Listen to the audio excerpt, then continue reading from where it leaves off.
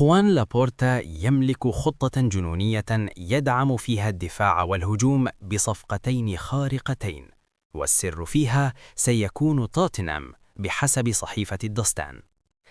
إذ قد يرحل قائد الفريق ومدافعه كريستيان روميرو الصيف المقبل بعدما هاجم الفريق مجددا بسبب تقاعسه في ميركاتو الشتاء، بعدما هاجمه مسبقا عقب إحدى هزائمه هذا الموسم، مما يضع مصير بطل العالم 2022 على المحك في لندن، ويضعه أيضا على رادار برشلونة الذي يبحث عن دعم دفاعه بصفقة كبيرة تجاور باو كوبرسي.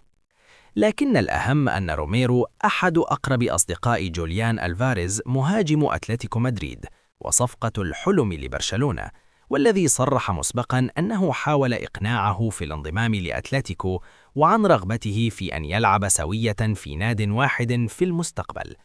ورغم اهتمام أتلتيكو بدعم دفاعه بروميرو المقدرة قيمته ب60 مليون يورو على الأقل، يأمل برشلونة في سيناريو خيالي يدعم فيه دفاعه بصاحب 27 عاماً ليقنع بدوره صديقه بترك مدريد والقدوم لكامب نو. فهل ينجح برشلونة في ضم روميرو